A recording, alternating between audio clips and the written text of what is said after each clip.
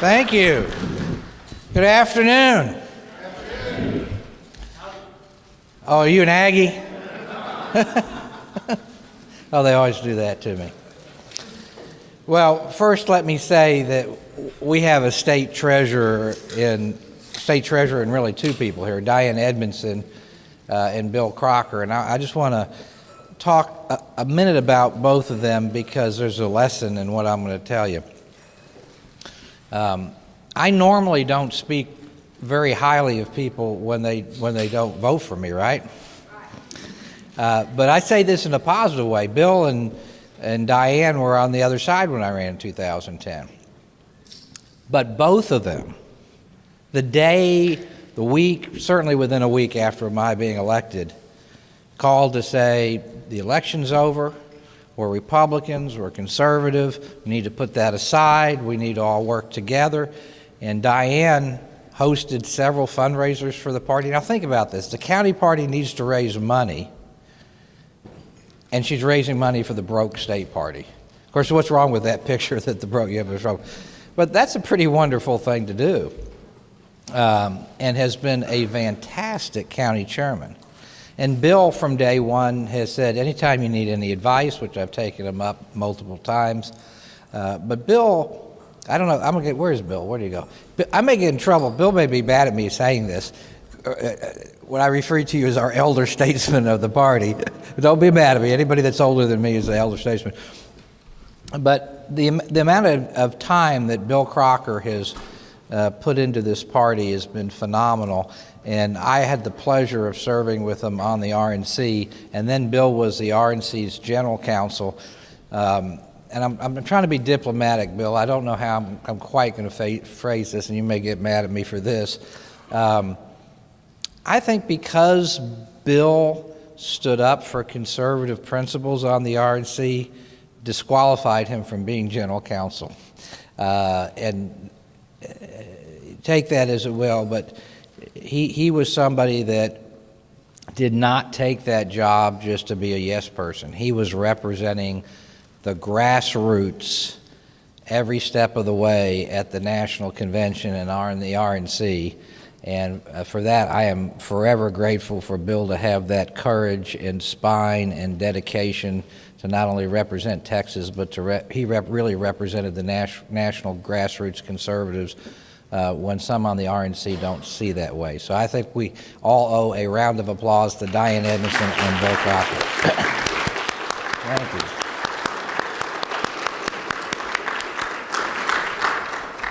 Now, y'all know Diane, and if I get off topic too much, I'm going to hear about her, right? So Diane wants me to speak on where we are with the state party and where we are in the national party.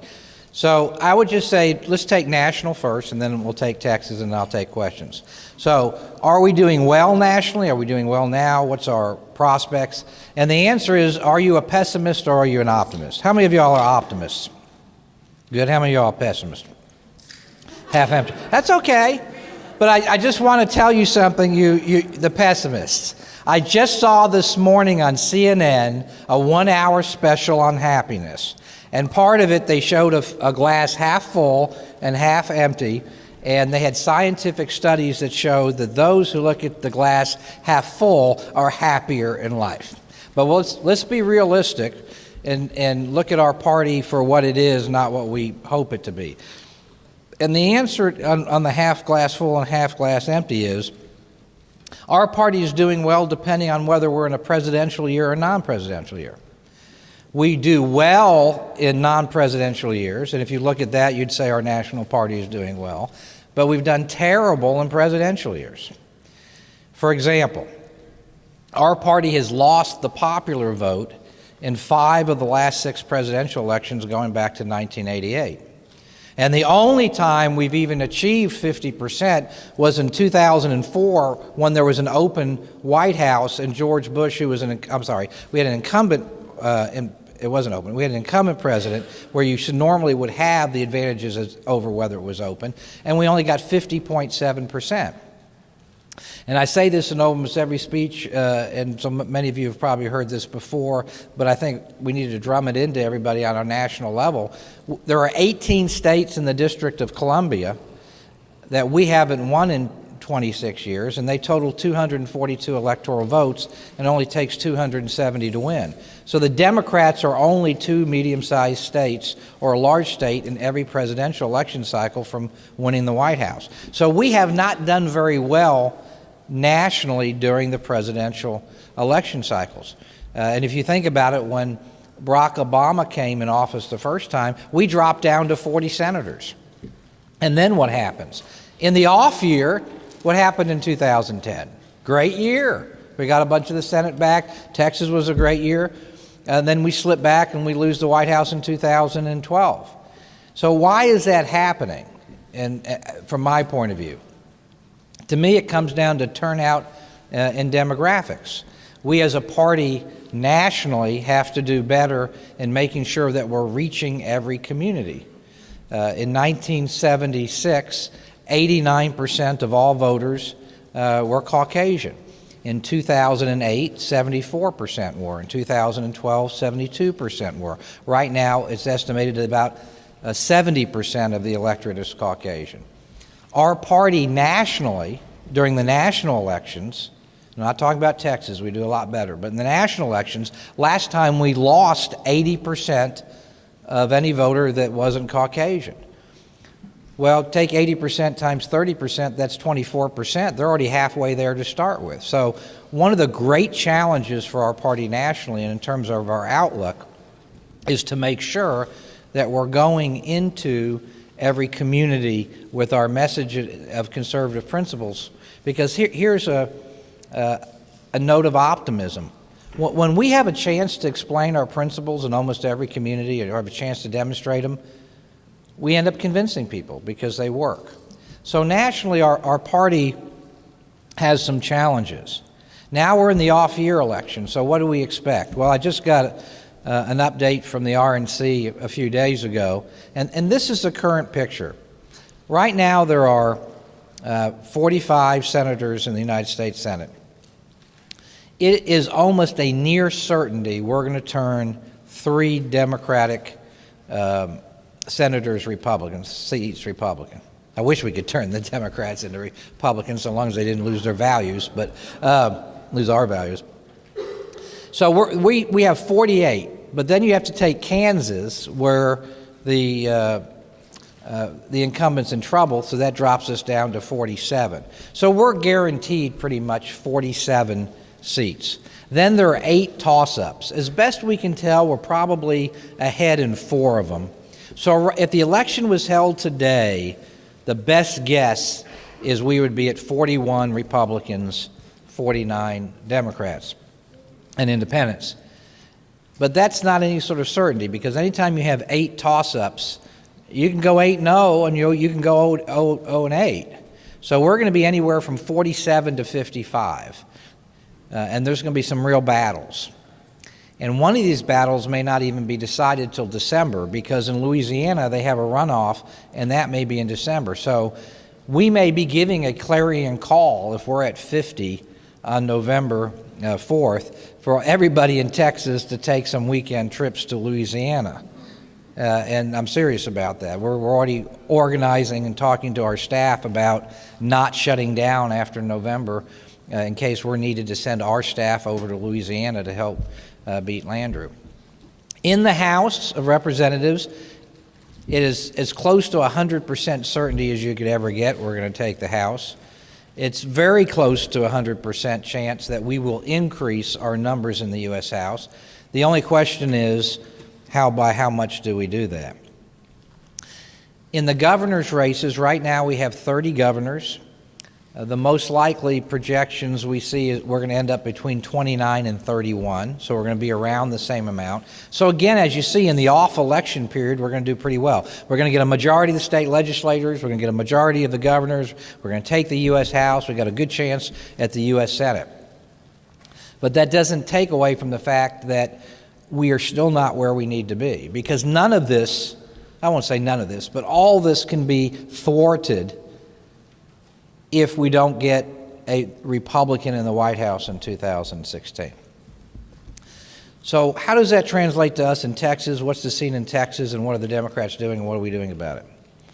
Well, part of what the Democrats are doing here in Texas, I am convinced, doesn't have anything to do with Wendy Davis. I think they know a loser when they see one. That's a joke, folks. By the way, did any of y'all watch that debate? Yeah. I thought Abbott just clearly cleaned her clock. Shoot, right. And I thought she came across horribly. Now, admittedly, I'm biased, but I thought she was stiff. Stiff and robotic, and we have one more debate to go. When we get past that, we'll be probably in pretty good shape. But I'm convinced so much of what they're doing is not about 2014. They're trying to make the state competitive for Hillary in 2016. And this was reaffirmed when I debated the very cranky Democratic Party Executive Director Will Haerler on a local show.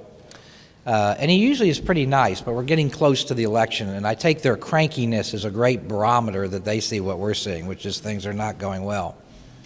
So he said some little comment to me, and I said, so Will, well, this doesn't work out for you. You going back to Minnesota?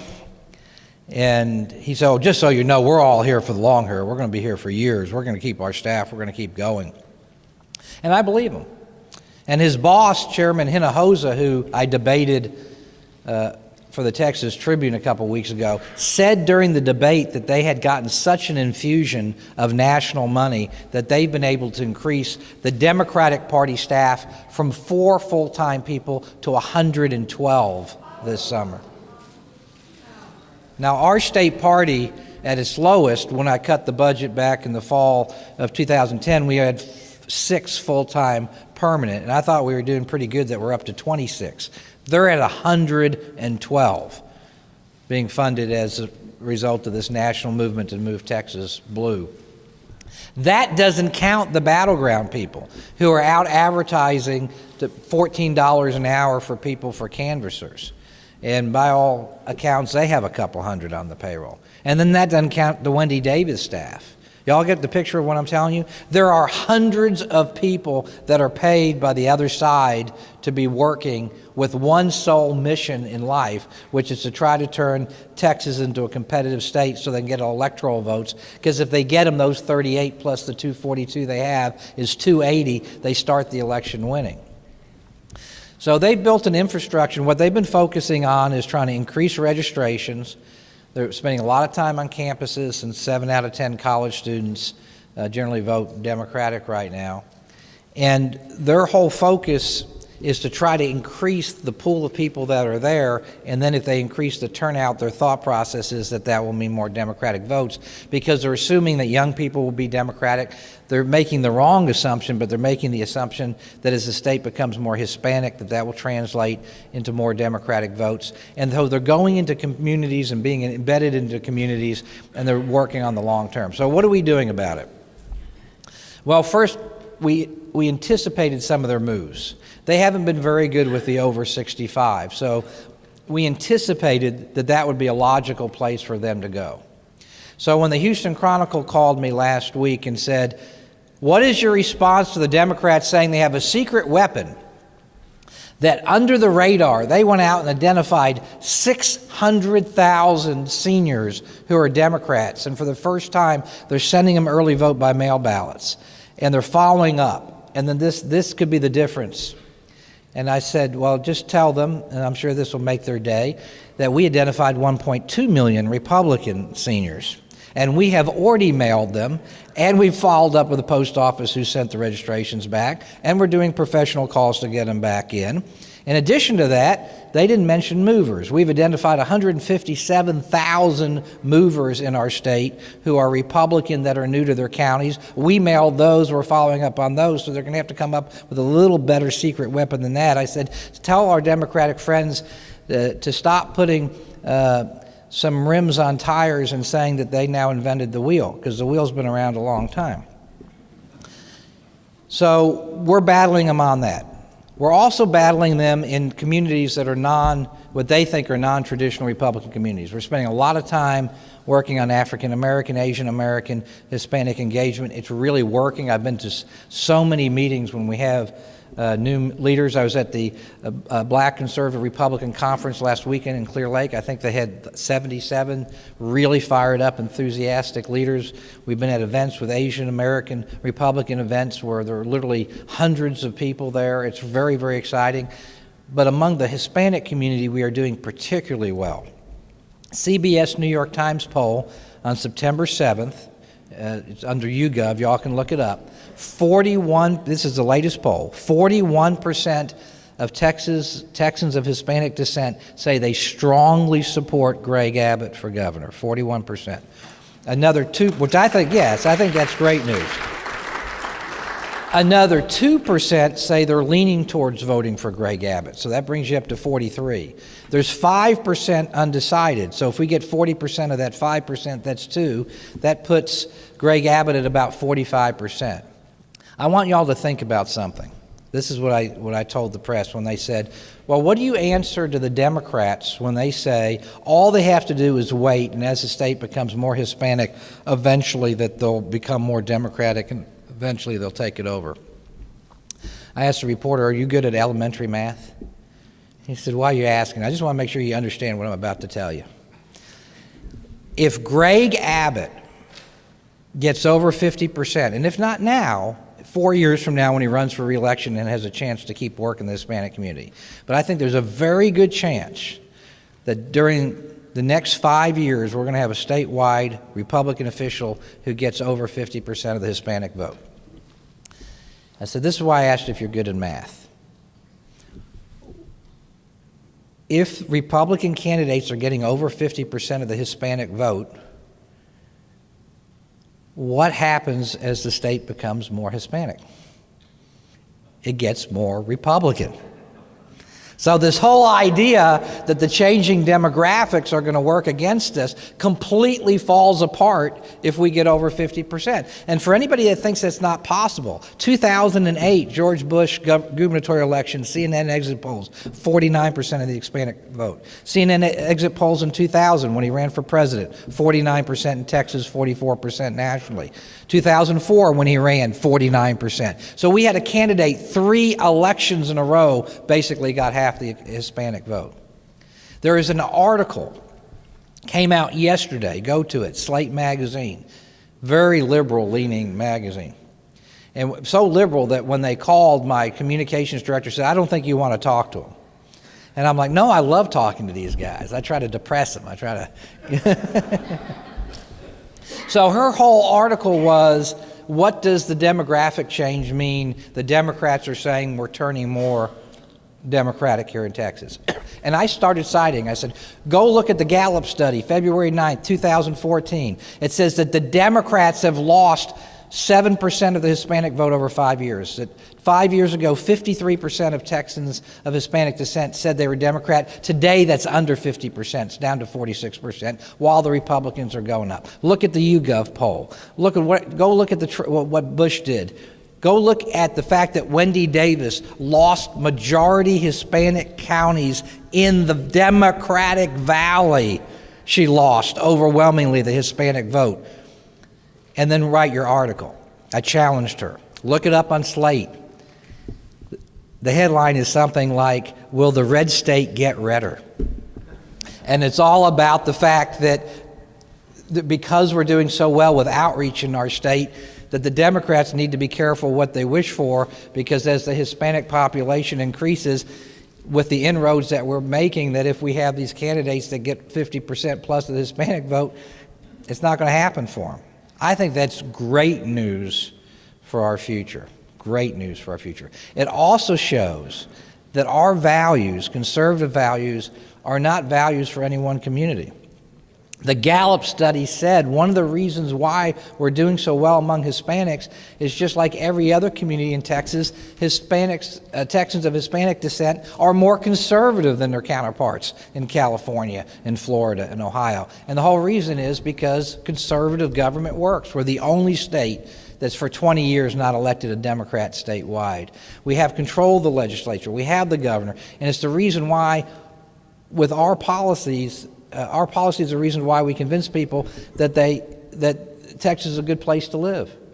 Over the last 10 years, if you look at the job growth in our country, number one job creator is Texas.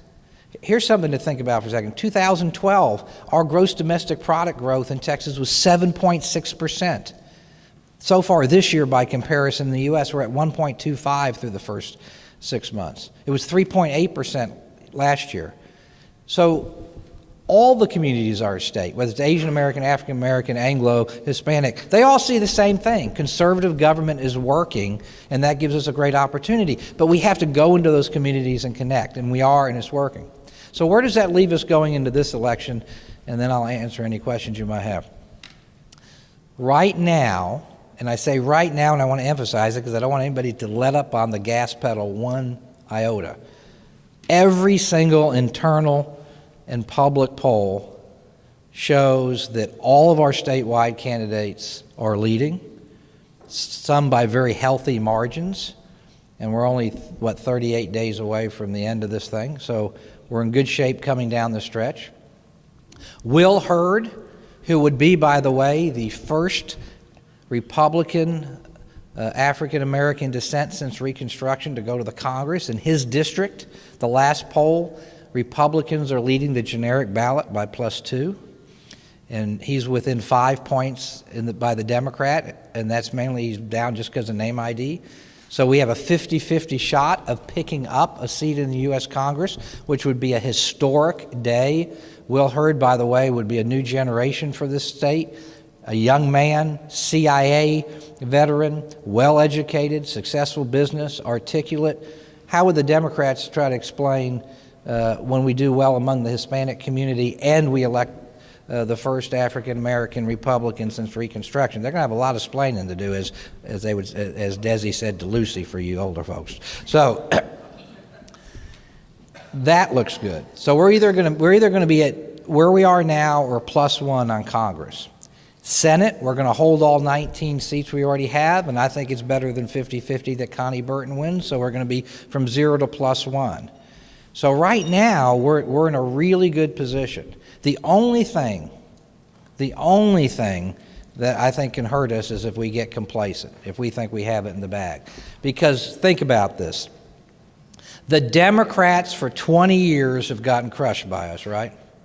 If they're ever going to turn out, if they're ever going to give it a try to see what their side does works, it's after they've spent tens of millions of dollars, hired hundreds and hundreds of people, think they have a credible candidate, and are hoping that we're sitting on the switch. And if that happens, we could lose some races, and our lead could evaporate. So it's up to all of us over this next a little over a month. We can't let up. It's great we're all here this weekend, but after this weekend, we all need to be every day volunteering to call for somebody or knock on the doors. When I was a kid, this is a never-ending task. This never ends. We never have it won. If we crush them this time, it doesn't mean we crush them next time. The commitment to liberty and to working for conservative government is not a one-election commitment. It is a lifetime commitment. If you don't pay attention, every election cycle, the other side takes over. It's like when I was a young man, there were 72 trees in our yard, and I would rake, and it would take me a couple of days, and I would realize by the time I got to the end, the leaves had started falling on the other side again.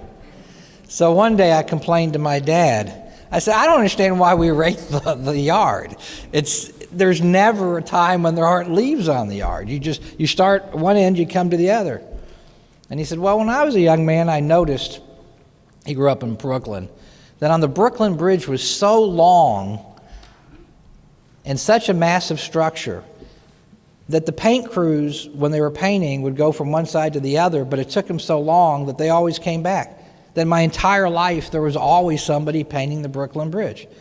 And he said, if you want to have the bridge in good condition, you got to paint it every day. That's kind of like so get out there and rake those leaves, son.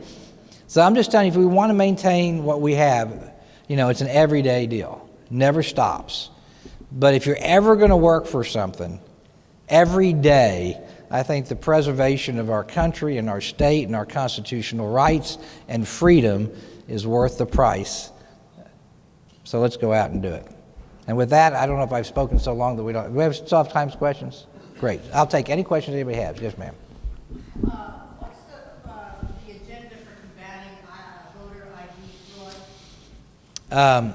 Well, first, voter ID. If we have it not, if we don't get an order from the court preventing us from having voter ID, the portion of the voter ID from the portion of fraud from voter ID can be eliminated by having the ID. The bigger question is, how do we prevent non-voter ID fraud? And the biggest problem I see with non-voter ID fraud are folks going, especially to senior homes, with the ballots, getting their ballots and sending them in because you don't send in the voter ID with that. And by the way, what did I just say when I started this? The Democrats were bragging about they had the largest early vote by mail program they've ever had.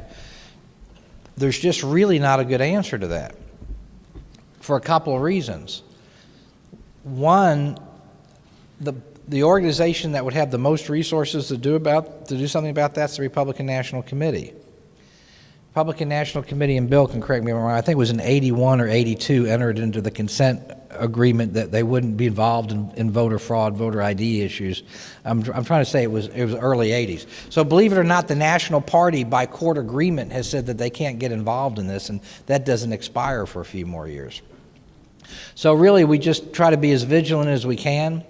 On election day, you have the poll watchers. We always have lawyers available for people to call. But truthfully, I don't think that anybody's come up with a good answer on how do you prevent fraud by ballot by mail. So I tell people, and this is not what they want to hear, but as a practical matter, we can't win by one vote. We need to win by several percentage points so that it'd make it awfully difficult for somebody to steal the election. Yes, ma'am. Well, I applaud all the good things you're doing, but I also think about a lot of good citizens and you have conservative values. Mm-hmm. And I wonder what you're doing to get the gay vote. To get the what? The gay vote. We're out campaigning, telling anybody who wants to vote for our candidates, we want you to vote for our candidates. Well, I think they hear the negatives, not the positives. Because I think we should take the focus off this marriage issue entirely and go for the things that we're united on. And there's a lot of good gay conservatives. Well, I'll just tell you what I say to the gay Republican groups. We don't have to agree on everything.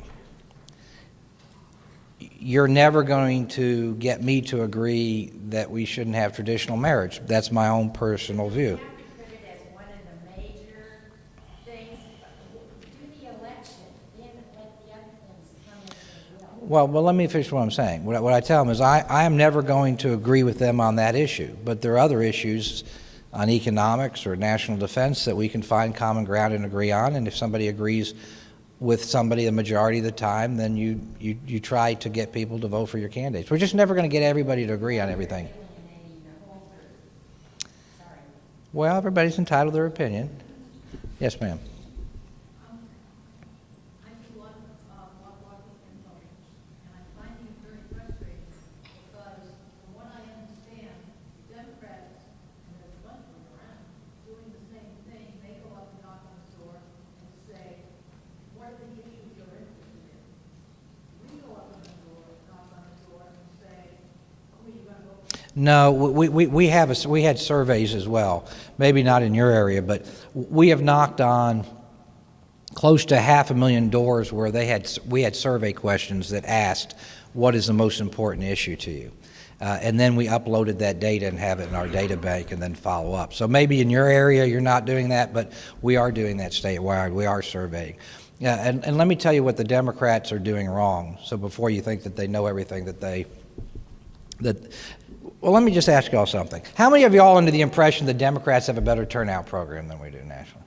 It's okay, you can raise your hand. The Democrats had a national, say in 2012, they had a better national turnout program than Republicans.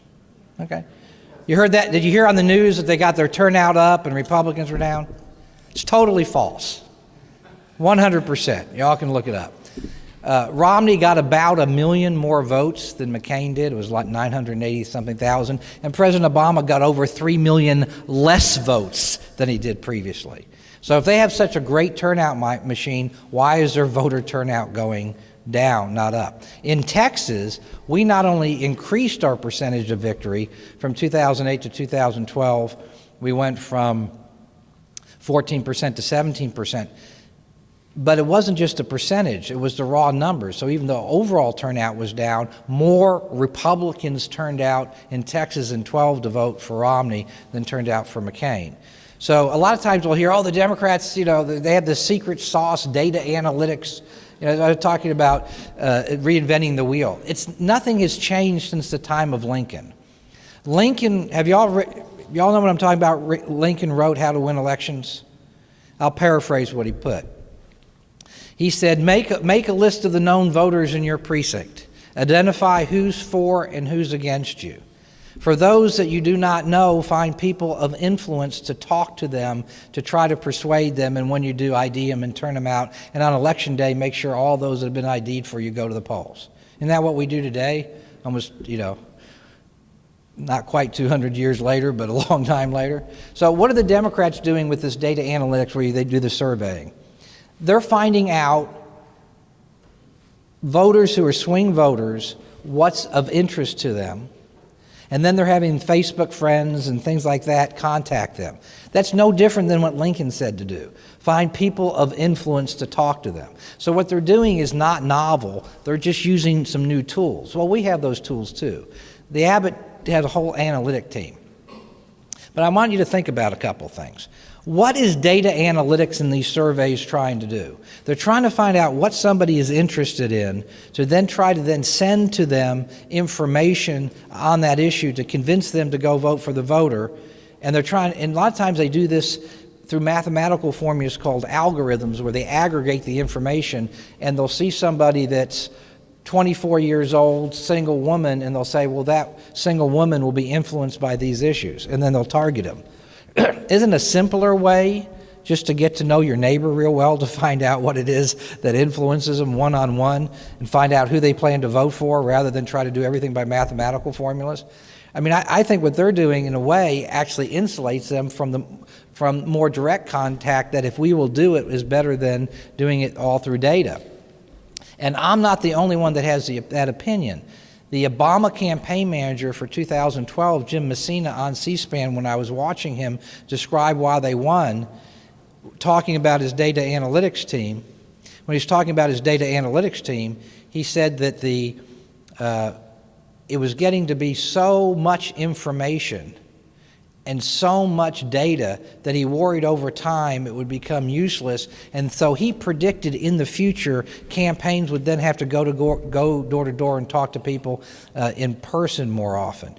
And I said, isn't that great? The Republican Party just skipped the 100 years of technology in between because that's what we've been doing anyway. So, but we do survey voters. We have something they don't. We can look you up in our databases, and you'll have a score from 0 to 100. It'll be like 79 or 85 or 92, and that will tell us individually how likely you are to vote Republican as a result of the surveys, consumer data. But at the end of the day, all that is a tool. It's just a tool. It shouldn't be understated. It shouldn't be overstated. Anybody else have any questions? Presidential primaries, how we pick our delegates, 2016, what's going on in the National Party. We have any more time or you used it up? Anybody have anything on anything? Everybody totally happy with the state party? Yes. Yes, ma'am. What are your national aspirations? What are your aspirations after you've been so successful?